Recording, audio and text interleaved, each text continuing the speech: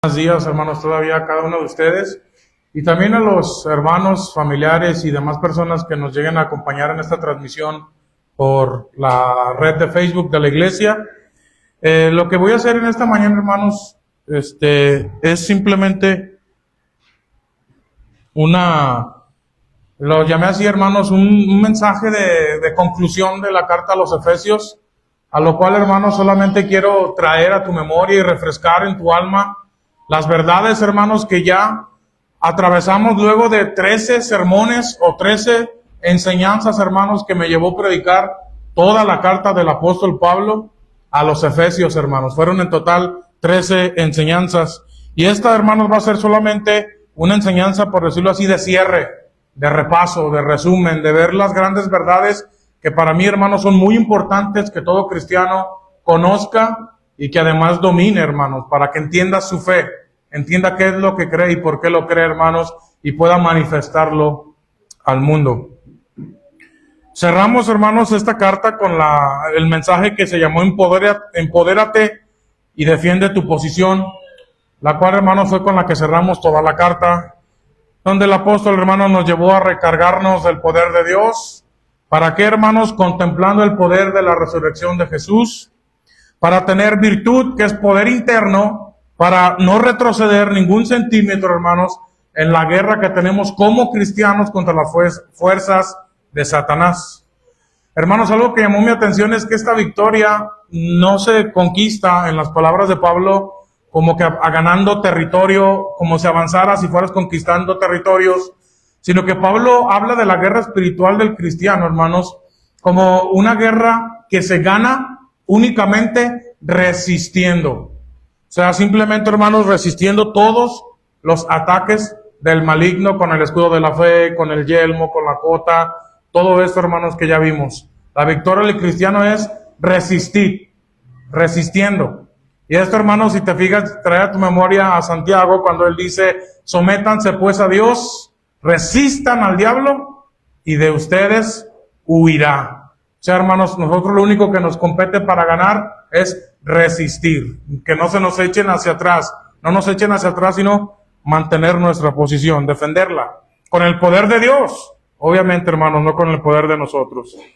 Entonces, hermanos, bueno, voy a comenzar con una gran verdad, hermanos, que yo quise y espero se quede en su corazón, en su alma y en su mente. Y es, hermanos, ¿cuál es la razón por la cual Dios nos ha bendecido? Esa para mí es la primera lección que Pablo nos habla en el primer capítulo de Efesios. Esto lo pregunto, hermanos, porque a veces pasa el tiempo en la fe, nos hablan de la elección, de todo lo que Dios preparó para nosotros.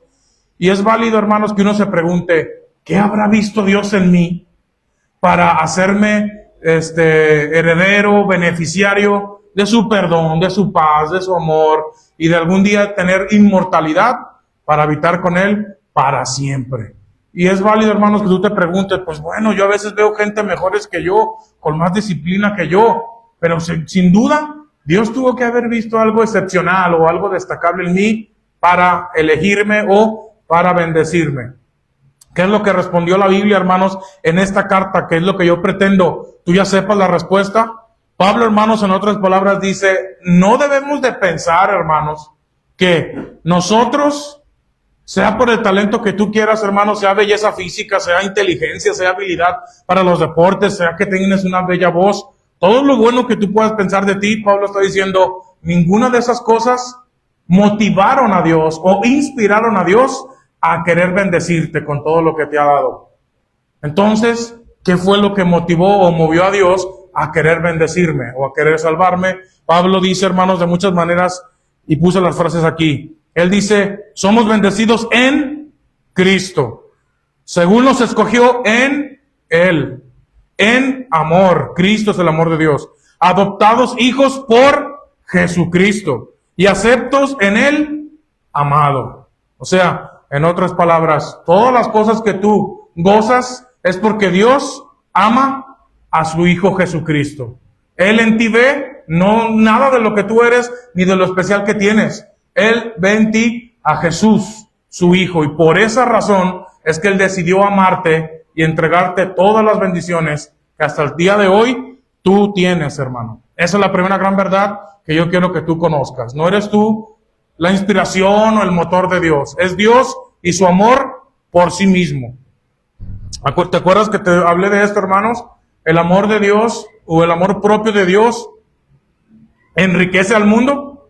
Es porque el Padre ama al Hijo que nosotros somos salvados. Es porque el Hijo ama al Padre que Él puso su vida por la humanidad. Y es porque el Espíritu Santo ama al Padre y al Hijo que a nosotros por la fe selló nuestro corazón y nos guía en nuestra travesía en este mundo, hermanos. Es por eso. ¿Por qué? Porque las tres personas de la Trinidad se aman a sí mismas. Y eso es el amor propio de Dios. Es lo que mueve a Dios a hacer todas las bellas y buenas cosas que tenemos en Cristo, hermanos. Entonces, hermanos, eso es algo que yo quiero dejar muy claro para ti. Yo lo pretendía hacer así. Por eso Isaías 48:11 dice, por mí, dice el Señor, por mí, por amor de mí, lo haré, para que no sea mancillado o pisoteado mi nombre, y mi honra no la daré a otro. O sea, el Señor está diciendo, todo lo que yo hago del plan de mi redención es una obra de principio a fin, nacida del amor que yo tengo por mí mismo. Padre, Hijo, Espíritu Santo, hermanos. Entonces, hasta aquí, yo espero que tú, hermanos, si te preguntabas las razones, caigas en la cuenta de que no eres tú quien provoca a Dios a amarte. Es Dios, con su propia iniciativa y su amor propio, el que decidió amarte, hermano. Ahora bien, esa es una de las lecciones, hermanos, que considero importantes. La segunda que considero importante y que yo creo que todos ustedes que estuvieron aquí y los que no estuvieron, que vayan a la página de YouTube de la Iglesia Cristiana de La Joya, ahí está la serie de los 13 sermones. Tiene que entender también, hermanos, y esto era una preocupación real mía, de qué es la gracia. Porque desde que uno entra a la iglesia, hermanos, escucha siempre, salvos por gracia, somos salvos por gracia, yo soy salvo por gracia. Pero a veces yo entiendo, y nos hemos detenido, yo decía, y nos hemos detenido porque nada más lo decimos como por automatismo, pero no entendemos qué significa por gracia, qué es gracia de Dios, para entender por qué razón soy salvado. Pues bueno, hermanos, la palabra gracia, que es del griego charis, Pablo la define en el capítulo 1, y su definición es así: la gracia es la supereminente grandeza del poder de Dios. Ahora, si tú te preguntas qué es la gracia para entender qué es el salvo por gracia, gracia es la supereminente grandeza del poder de Dios. Es decir, es un poder que se define como amor, que es tan alto y tan elevado que, hermanos, por más esfuerzos que hagamos nosotros, no lo llegamos a comprender. Eso es lo que es la gracia de Dios. Puede decir, hermanos, que hay una conexión con el amor de Dios. Entonces, de una forma concreta, hermanos, yo quiero que si a ti te preguntan, oye, y tú dices que eres salvo por gracia, ¿pero qué es gracia?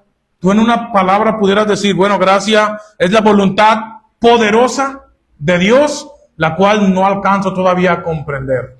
Eso es la gracia del Señor. Punto, hermanos. Esa es otra cosa que yo considero fundamental, que todo cristiano tiene que saber. Otra cosa, hermanos, también una preocupación mía. Llegamos a la iglesia y todos dicen salvo por gracia, ok, ya entiendo. Entonces significa, soy salvado por el poder infinito de Dios que no comprendo. Eso significa cuando dicen salvo por gracia. Ok, la siguiente cuestión, hermanos, era, ¿y cómo se ve eso? ¿Hay una demostración de que yo puedo decir que soy salvado por gracia? Yo les decía, hermanos, yo cuando escuchaba esta frase, yo creo que también te pasa a ti, o te pasaba si ya no es así, es que cuando uno escuchaba salvo por gracia, simplemente dices, ya sé qué es de que un día Dios va a juzgar al mundo y yo no voy a ser lanzado al lago de fuego.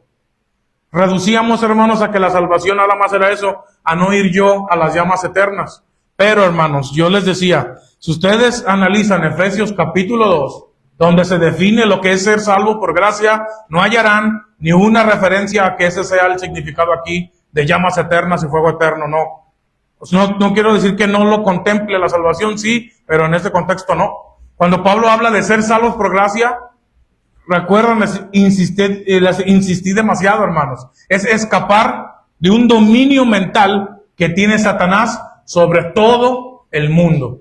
donde todo el mundo lo único que piensa es en buscar el placer y en acumular riqueza. Punto. Yo así puedo resumir a toda la humanidad. Todos trabajan para tener y todos presumen el placer que pueden alcanzar y así se les va la vida. Eso simplemente es lo único que piensan.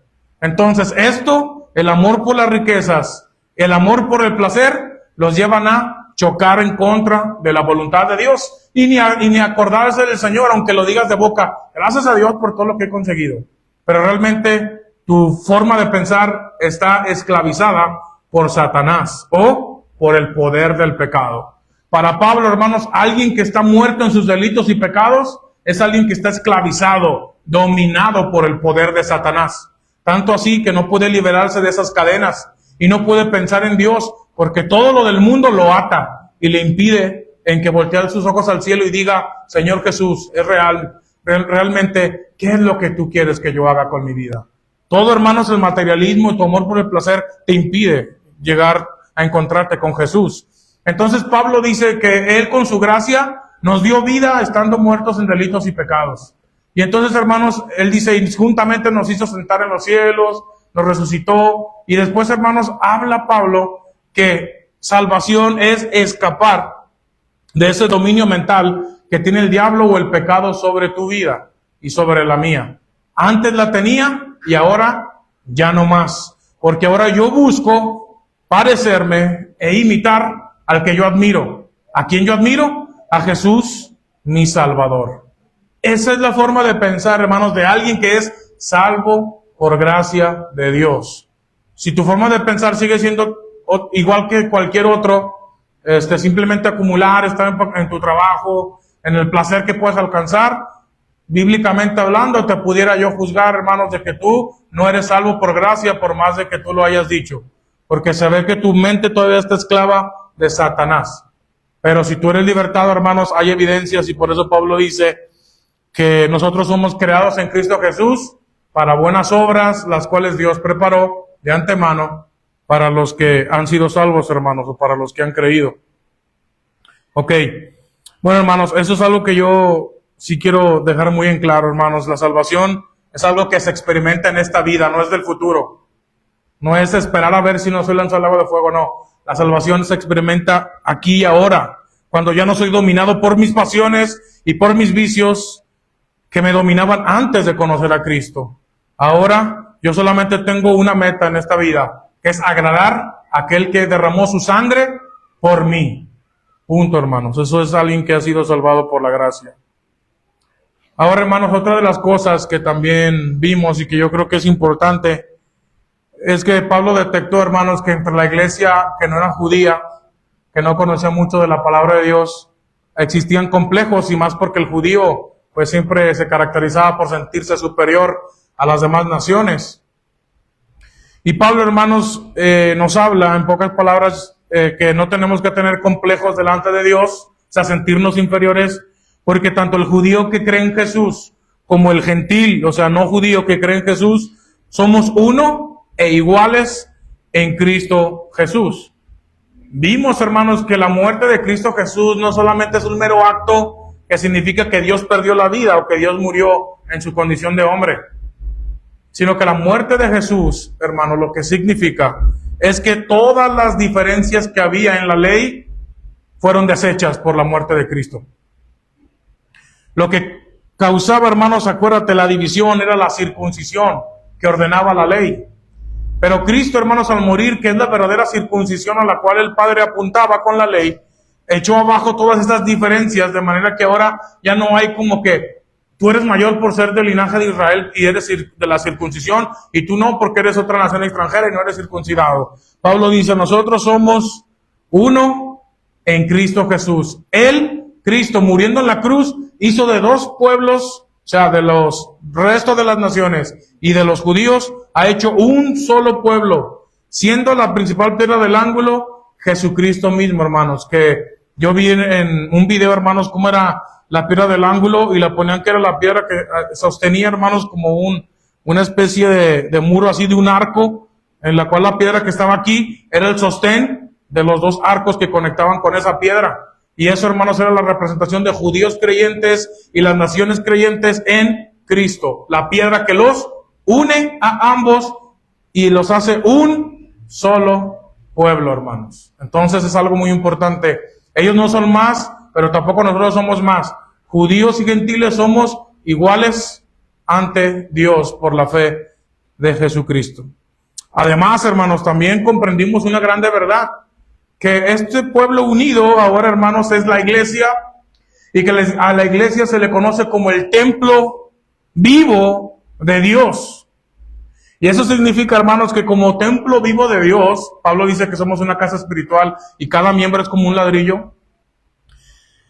Hay algo, hermanos, que me quedé pensando en este repaso, hermanos, y yo dije, el que Pablo, por medio del Espíritu Santo, Pablo inspirado, diga que nosotros, hermanos, somos el templo vivo de Dios, significa algo muy profundo, hermanos, para el que conoce el judaísmo y la historia del linaje de Israel. ¿Sabes por qué? Porque Israel, hermanos, toda su religiosidad, toda su devoción, siempre ha girado en torno, hermanos, al templo físico construido por manos humanas.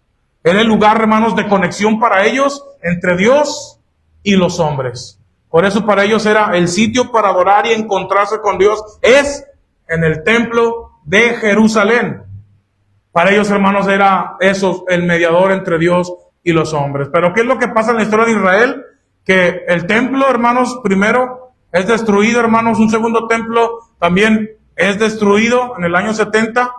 Y entonces, hermanos, eso hablaba de algo que Jesús estaba revelando el misterio. Que el templo construido por las manos humanas, hermanos, no era el objetivo final de Dios, sino que todo lo que esos templos que se construyeron en el pasado apuntaban, hermanos, a un templo vivo, no hecho, hermanos, de materiales, sino, hermanos, compuesto por seres humanos regenerados por el Espíritu Santo de Dios. Y ese sí, hermanos, que es un templo indestructible. Nosotros, la iglesia, hermanos, somos un templo que no se puede destruir. Y tú dirás, sí, hermano, porque pueden llegar, como son perseguidos en Nigeria, por ejemplo, por los islámicos radicales, llegan y balacean e incendian las iglesias, sí nos pueden erradicar. Pero, hermanos, tú entiendes que Jesucristo nos va a devolver a la vida, porque Él ha prometido darnos vida eterna. Entonces la iglesia es indestructible por ser inmortal. Y esto, hermanos, es lo que significa ser el templo del Dios vivo. Ahora, hermanos, esto no solamente es así de bonito y que tú digas, wow, qué gran lugar o qué gran dignidad Dios me ha concedido a ser el templo de Dios. También yo te decía, hermanos, que es la iglesia la que tiene la responsabilidad de ver a Dios en ella. Porque la iglesia, hermanos, es la casa de Dios y uno tiene que percibir a Dios o su presencia de Dios. ¿Dónde? En su casa, o sea, en cada uno de nosotros, de los que estamos aquí, hermanos. Tenemos que dar una manifestación de ese Dios que nosotros adoramos. Y la gente tiene que saber que es real. ¿Por qué? Porque, en definitiva, ha transformado nuestras vidas. Hermanos, también yo les decía que el Señor, al hacernos parte de su pueblo, nos hizo parte de su familia. Y esto, hermanos, es el más alto honor. Si yo creo que a todos por naturaleza, hermanos, nos gusta tener un cargo de autoridad. Todos en su trabajo, hermanos, hacen el trabajo bien, buscando una jefatura, ir escalando para alcanzar a lo más alto de la cúspide, hermanos, y es una buena cosa. Pero esto, hermanos, es en el plano espiritual lo que Cristo nos ha colocado o posicionado a todos los creyentes. Nos ha posicionado, hermanos, en la, digamos, cúspide de la autoridad a la cual ningún ser humano puede alcanzar por sus propios medios. Nos ha hecho su esposa. Ustedes saben la metáfora de que la iglesia es la esposa de Cristo, o sea, simbólicamente hablando. Y ese es un honor, hermano, es un lugar al cual no les es concedido a todos. Nada más a quienes, a los que creemos en Cristo. Es el más alto rango, hermanos, de poder y autoridad al cual Dios le ha concedido a un ser humano. Y es a nosotros, la iglesia.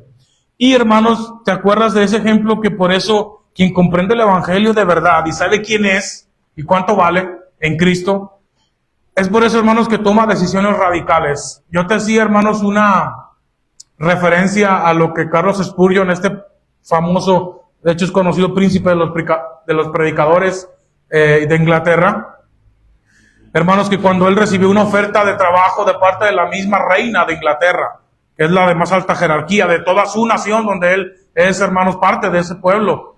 Y le dijo, yo quiero que usted, por su sabiduría, venga y forme parte como de mi gabinete, por decirlo así, de mis allegados, para que tome decisiones en el país. Y él dijo, no, perdóneme, pero yo no me puedo rebajar de esa manera. Y entonces, hermanos, ella no entendiendo la mente de Cristo, diciendo, pero ¿cómo rebajarse? Pues si usted es un simple predicador de iglesia. Y él, hermanos, diciendo, no, pero es que yo aquí sirvo a la máxima autoridad viviente, que es Jesús, el Hijo de Dios. Si yo rebajarme a sus servicios, no hay manera de comparación para mí. Es como cambiar tortillas duras, no sé, por oro que tengo, que es de más alta, que es más valioso. O sea, no hay punto de comparación. Así que quédese con su empleo, que yo prefiero vivir sirviendo al que es más grande que usted y que todo otro presidente en el mundo, que es mi Señor Jesucristo. Entonces, hermanos, fíjate, esto es cuando impacta el Evangelio y cuando usted lo conoce de verdad, llega a tomar ese tipo de decisiones, hermanos.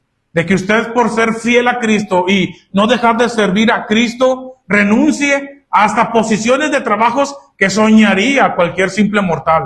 Usted puede decirle que no. ¿Por qué? Porque usted sabe qué posición tiene delante de Dios y cuánto vale. Y su dignidad no le permitirá rebajarse a corromperse, o digamos, a lo mejor no corromperse, hermanos, pero quitar tiempo del Señor para servir a alguien que no se compara en lo más mínimo con el Señor Jesús. Muy bien, hermanos, entonces, habiendo dicho esto, hermanos, también quiero hacerles otro recordatorio cuando hablamos del caso de la conversión de Cornelio, porque Efesios nos dice que todos, o sea, judíos y gentiles, tenemos el mismo acceso a Dios porque tenemos el mismo espíritu.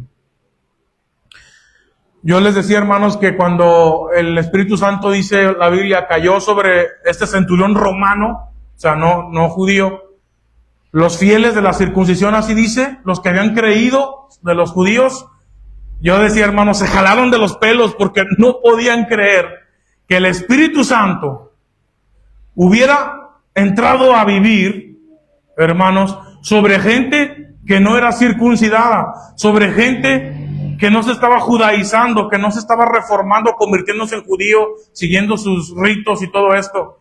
Para ellos, hermanos, fue como algo inesperado de parte de Dios. Pero era Dios diciendo, hey, ustedes y los que no son como ustedes, los que tienen ley y los que son sin ley, todos pueden tener acceso a mí y una relación conmigo mediante un mismo espíritu, el Espíritu Santo. Y cae sobre aquellos que oyen el Evangelio, lo creen y lo obedecen. Entonces, hermanos, es algo muy valioso para mí y que yo quiero que tú te quedes con todo ello. Hermanos, otra lección también que aprendemos de la carta de Éfeso es que Pablo, hermanos, les dice a los hermanos, no se pongan tristes por mí. ¿Por qué? Porque Pablo estaba siendo prisionero, hermanos, por causa de predicarles el Evangelio a los gentiles. Entonces Pablo dice, no se sientan culpables, no se carguen con que yo la estoy pasando terriblemente mal, porque lo hago por beneficiarlos a ustedes, que son la iglesia de Cristo. Y Pablo, hermanos, en pocas palabras dice, es que si ustedes se vieran con los ojos que Dios los ve, ustedes sabrían que mis sufrimientos, que mis padecimientos por causa de ustedes, se quedan cortos a lo que es el verdadero valor que tienen cada uno de ustedes. Porque ustedes valen lo que vale la sangre del Hijo de Dios. Y yo les pregunto, hermanos, ¿cuánto vale la sangre que es la vida del Hijo de Dios? Que es Dios manifestado en carne o hecho carne. Hermanos, la verdad es que es invaluable, porque Él es el autor de todas las cosas, hermanos. Entonces, hermanos, Pablo está diciendo, ustedes, hermanos, tienen un alto valor, que todos aquí, hermanos, si tú un día tienes que sacrificar algo por beneficiar a uno de los hermanos de esta iglesia, y te duele porque involucró dolor como en Pablo, ¿sabes qué, hermanos? Pablo te diría, bien hecho. Has sacrificado y has sufrido por beneficiar a uno de los miembros de tu iglesia, bien hecho. Pero tienes que saber que ese sacrificio, por más doloroso que sea, se queda corto en comparación al valor de cada uno de ellos, que te quede claro. Porque ellos valen lo que vale la sangre del Hijo de Dios. Después, hermanos, también vimos otra de las frases que cuando yo la escuché me voló la cabeza porque se me hizo muy como enigmática, o sea, muy misteriosa. Cuando Pablo dice que la multiforme sabiduría de Dios tiene que ser ahora notificada o dada a conocer por la iglesia a los principados y potestades en los cielos. Yo eso, hermano, fue algo que dije, pero ¿cómo? O sea, Pablo está diciendo que nosotros, simples seres humanos, sellados por el Espíritu de Dios, creyentes de Jesucristo, ahora nosotros somos usados por Dios para manifestar su múltiple sabiduría, es decir, una sabiduría que tiene muchas caras que no se alcanzan a apreciar del todo, y que esto es una lección, hermanos, para los propios seres celestiales. O sea, lo que Dios está haciendo con la iglesia, hermanos, de rescatarlos, de justificarlos, hermanos, de irlos madurando en la fe hasta la glorificación, que es la resurrección, es, hermanos, una forma de Dios darle clases a los ángeles del cielo, que son los que se entienden que son las principados y potestades en los lugares celestiales, hermanos.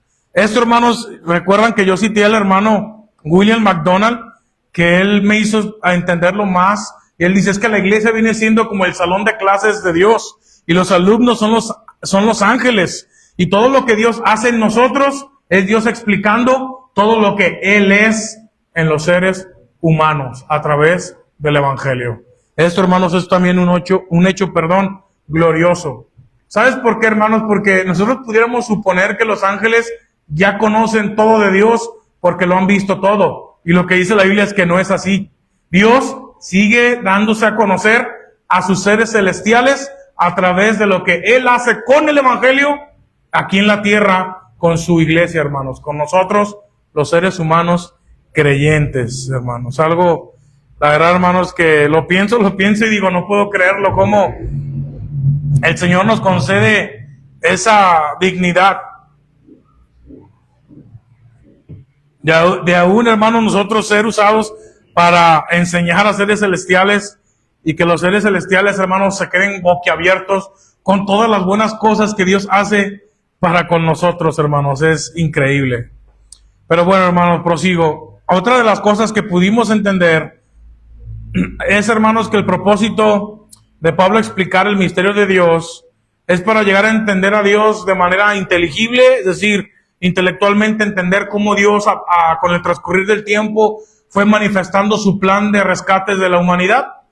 Pero, hermanos, después Pablo dice que el Evangelio no se queda en solamente palabras e ideas que tú retienes y aprendes y conectas y sabes desarrollar, sino que ahora Pablo, hermanos, dice el propósito de que uno entienda, digamos, el conocimiento de Dios de manera intelectual.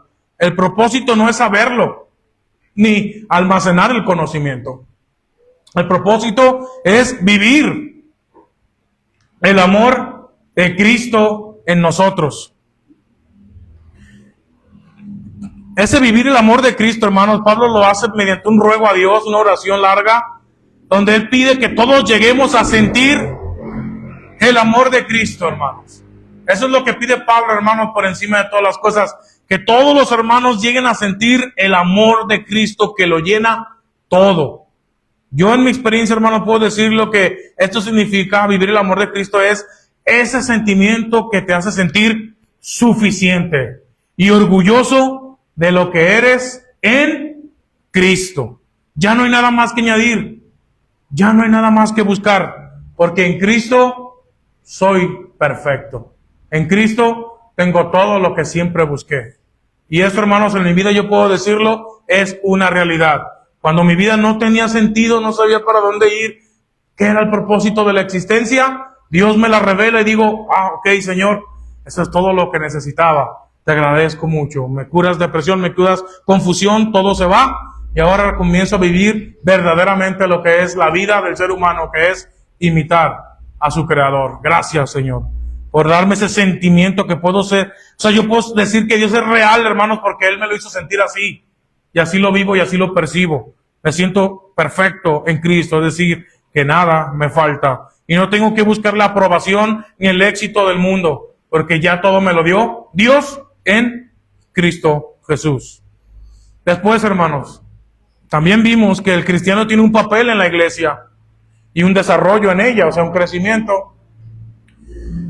La primera cosa, hermanos, que Pablo dice que tiene por tarea cualquiera que se añade a una iglesia, no es que alguien entre a la iglesia y dice, bueno, pues ya creí en Cristo, a lo mejor ya hasta me bautizaron, está bien, ya sigo con mi vida, ahí lo que vaya surgiendo, ahí vamos a ver cómo la vamos llevando. Pablo dice, no, es que ser cristiano es tener una vocación, es decir, es saber que ahora tengo algo que hacer. Es una vocación, que estoy dedicado por Dios a cumplir con una labor, y la primera labor que Pablo en la carta revela que tiene el cristiano, hermanos, es a mantener o guardar la unidad del Espíritu Santo, hermanos. O sea, en la comunión con toda la iglesia. Y nos dijo, hermanos, que para mantener la unidad del cuerpo de la iglesia necesitamos 3 virtudes, que es humildad, mansedumbre y paciencia. Humildad, mansedumbre y paciencia. Esas 3 virtudes, hermanos, son producidas en el cristiano. ¿Por quién? Por el Espíritu Santo. Así que si tienes el Espíritu Santo, hermanos, lo que va a ser tu tendencia es a mantener la paz entre los hermanos de la iglesia. No chocar con ellos y fracturarte y dividirte. No, sino, hermanos, tener una sana convivencia, en pocas palabras. Ahora, hermanos, también Pablo, en esta misma temática del desarrollo, dice que un cristiano cuando entra, y Pedro también lo habla así, que cuando uno crea a Cristo es como un bebé recién nacido que está deseoso de la leche materna. Es decir, hermanos, que un cristiano cuando se convierte empieza una formación, un periodo de madurez hasta alcanzar cierta madurez que le permita ya ser inamovible en las cosas del Señor. Y eso para mí, hermanos, es la necesidad por la cual un cristiano tiene que pertenecer y añadirse a una congregación como esta o como otras que hay alrededor del mundo, hermanos, porque nosotros no somos la iglesia que solo tiene la verdad, no, hermanos, hay más iglesias que también tienen la verdad de Cristo y la predican domingo a domingo, miércoles a miércoles, otros jueves, los días en los cuales tengan sus reuniones. Pero, hermanos, el punto es la necesidad de acudir a una iglesia. Pablo dice que es crecer en fe y conocimiento para ganar madurez. ¿Y cómo se consigue? Por medio de los dones que Dios ha dado a quienes, a los ministros de la iglesia, que Él dio apóstoles, profetas, recordarás, maestros, pastores, evangelistas. Dice, ¿para qué? Para la perfección de los santos, para que toda la iglesia aprenda de los unos y de los otros, y así esté bien nutrido y desarrolle su personalidad de lo que debe de ser y hacer en este mundo. De manera, hermanos, que eso es algo que yo sí quiero ser sincero contigo, hermanos. Cuando tú vienes a la iglesia aquí, hermanos, Pablo dice, no vienes solamente a pasar el tiempo, hermanos, o porque ya te acostumbraste a venir y a estar presente, pero parecer que no estás en tu mente y en tu corazón aquí latiendo con la iglesia y con su palabra. Tú vienes aquí, hermanos, es para crecer, para madurar. Esa es la necesidad que tienes tú para estar presente en esta iglesia. Tienes que crecer en fe, en conocimiento, para ganar madurez. Y así ya seas inamovible y ahora tú seas de los que sirven a los demás y no de los que necesitan que los sirvan porque todavía no son competentes. Hasta aquí, hermanos, en este punto. Hermanos, después vimos una palabra que yo les dije que se me hizo muy importante, muy interesante, que yo la traduje favorecidos para favorecer. Recordarán esa enseñanza que la traducción 1909 dice que nos perdonemos los unos a los otros, dice como Dios también los perdonó en Cristo.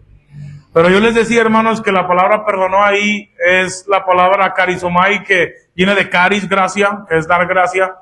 Y literalmente lo que se dice es, ustedes, hermanos, dense gracia los unos a los otros, así como Dios ya les derramó su gracia en Cristo. Y por eso mi traducción fue, la idea de Pablo es que como ya somos favorecidos por Dios en Cristo, ahora nosotros se nos pide que favorecer a los demás hermanos de la iglesia y también a los de allá afuera, aunque no sean iglesia. Hermanos, saber esto y entender esto es la razón por la cual Cristo nos pide algo, hermanos, que es muy difícil.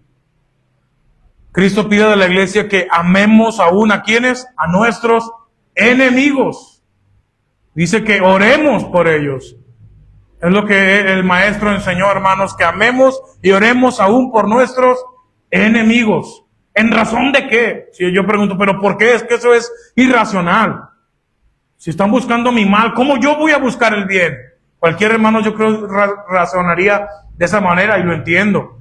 Pero hermanos, la razón te la da aquí la Biblia. Dice, es que tú no te queda otra opción más que favorecer, porque usted, hermano, si ha creído de verdad, ya fue favorecido con toda bendición espiritual en lugares celestiales en Cristo. Así que usted tiene una razón de peso para favorecer, porque usted no lo hace por cómo se comportan aquellos con usted.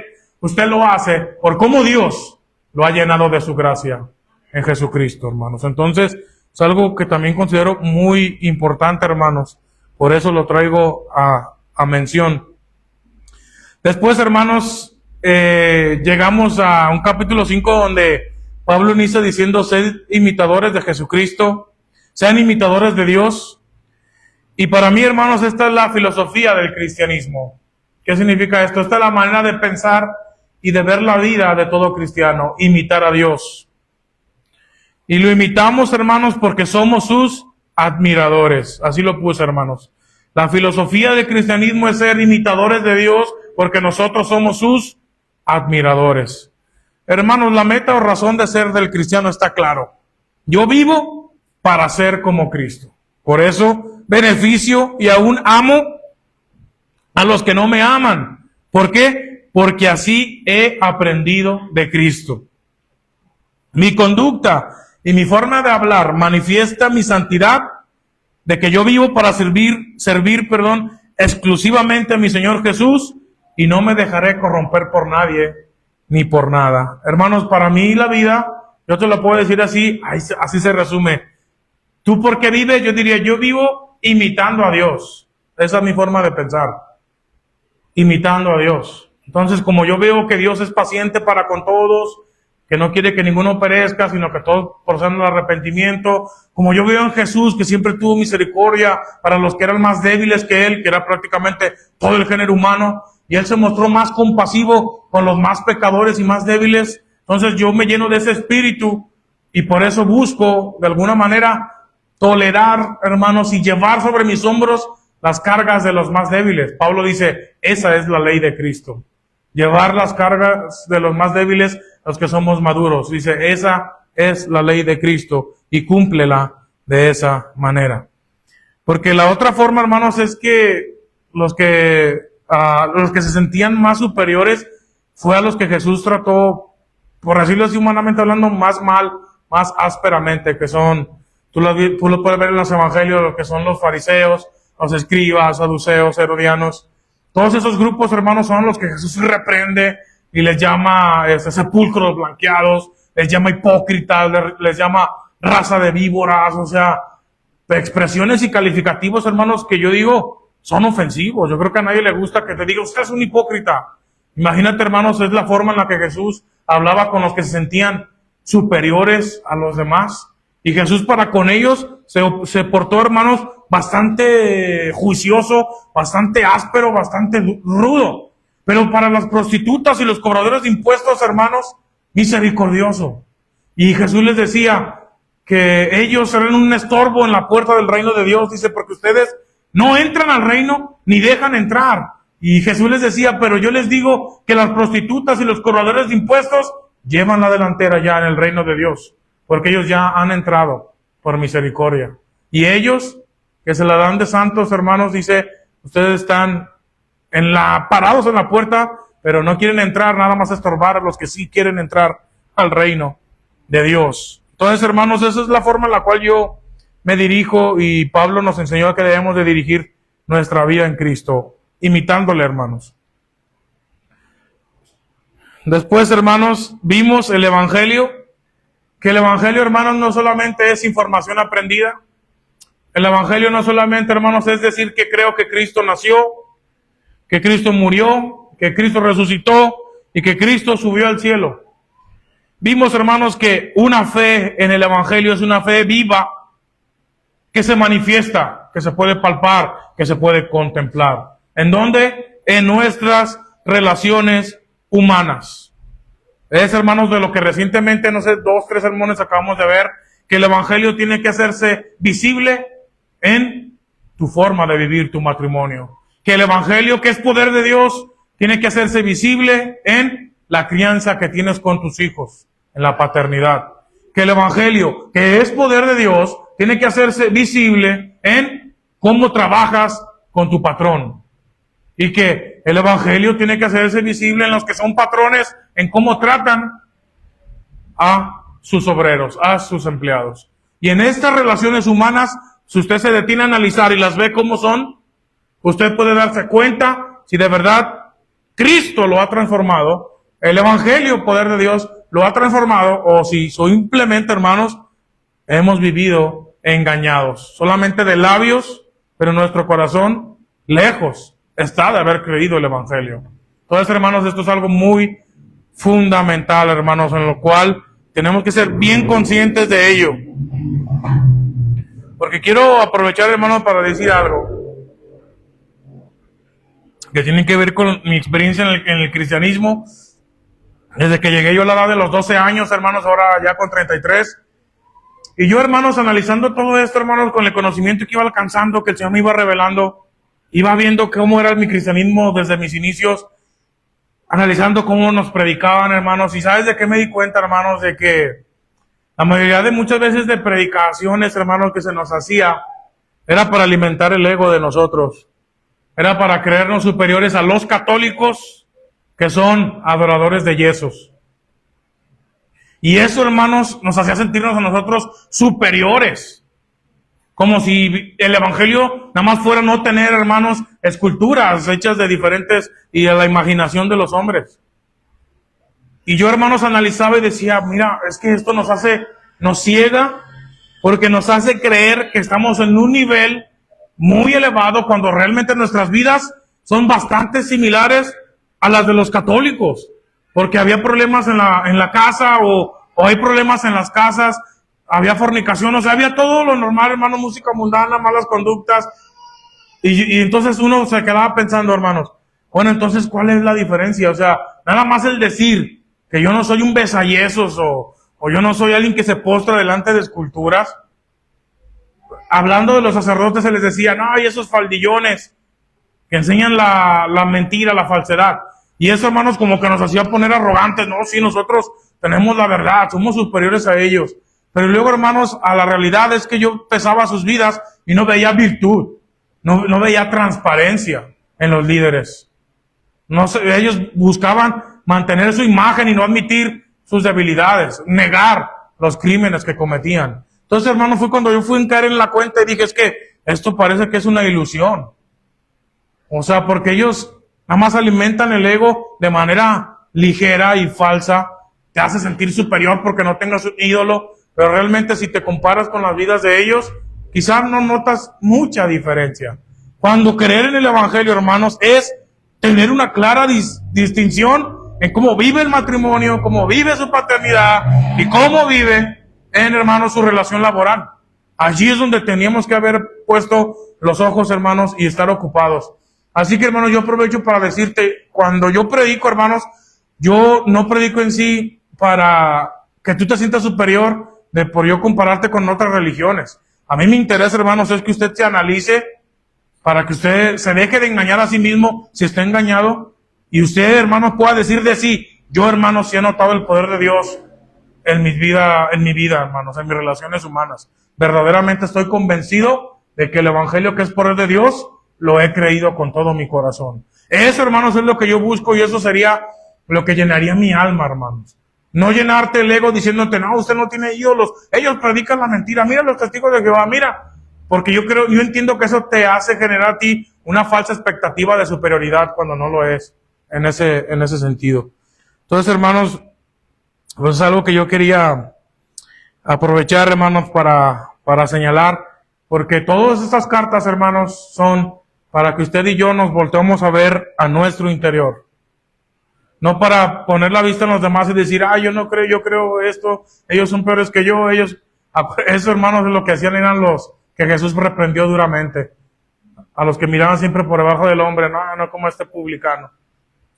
Entonces, hermanos, es algo que yo sí quiero que se quede en tu corazón y en tu mente y que busques la superioridad que es real, que es, hermanos, la de tus relaciones humanas, que tengas un matrimonio exitoso, poderoso en Cristo, a una maternidad, una crianza a tus hijos exitosa y, hermanos, tus relaciones laborales también que se pueda distinguir. Ese es un obrero, un trabajador responsable, honesto y la verdad dedicado. No tengo nada que decir contra él. Entonces, eso, hermanos, yo diría, gloria sea al Señor. Se puede decir que Dios es real a través de esa conducta que tú estás desarrollando, hermanos. Y eso para mí es el final o el propósito de la iglesia como templo de Dios. Manifestar al mundo que Dios, nuestro Dios, es real. Así que, hermanos, pues concluyo con la última lección que para mí es importante porque yo diría, hermanos, aunque la tarea sea mucha y exigente, en Dios, recuerda, debemos recargarnos de poder, porque Dios es poder infinito, ilimitado, para mantener nuestra posición. Hermanos, Pablo finalmente nos manifestó que tenemos lucha contra poderes demoníacos, principados, potestades, pero, hermanos, también nos ha dicho que nosotros tenemos a Dios que es todopoderoso, hermanos, y que en Él tenemos que recargar nuestras fuerzas. Hermanos, nosotros, cual fieles soldados, hemos de estar preparados para vencer, porque nuestra lucha, como lo dije al inicio, o nuestra victoria es vencer resistiendo los embates del maligno.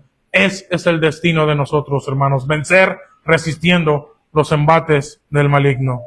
Hermano, Dios es poder infinito, de Él proviene nuestro poderío. Nunca pienses que es por ti. Al contrario, hermanos, reconoce tus debilidades. No sea, hermanos, que por vender una imagen fuerte de ti, des el espacio a Satanás que Él está buscando para derribarte, hermanos. Porque yo veo, hermanos, que ese es el gran engaño que Satanás nos hace pensar. Cuando, hermanos, nos sentimos tan poderosos que no admitimos nuestras debilidades, lo pequeños y débiles que somos.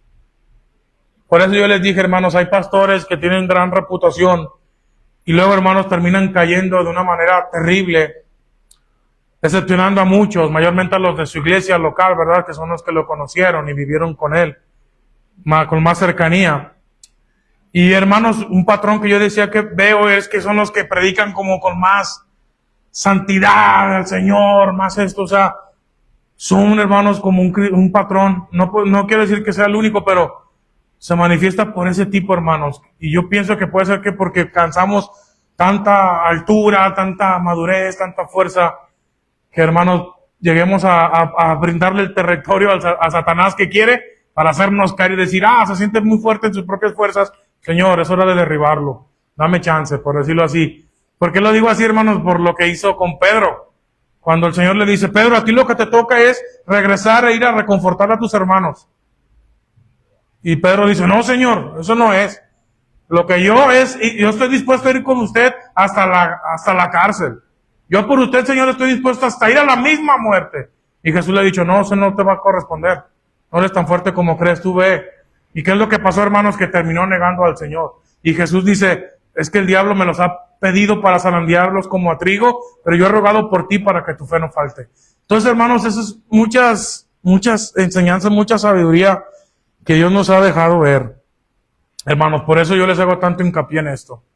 Hermanos, reconozca sus debilidades, no se venda, ni busque usted vender una imagen, ni proteger una imagen de que usted no rompe en un plato. Al contrario, admita sus debilidades, hermanos, reconozca y recárguese en el poder de Dios, porque solo así usted y yo vamos a estar seguros para no tener una caída tan estrepitosa, hermanos, tan fea, que después que como Pedro, hermanos, cuando ya negó y cantó el gallo, dice la Biblia, hermanos, que lloró amargamente, porque había, hermanos, pues pecado, hermanos, por su debilidad, negando al Señor que lo rescató. Pues bueno, hermanos, esto es con lo que cierro, hermanos, este sermón de cierre de lecciones de Efesios.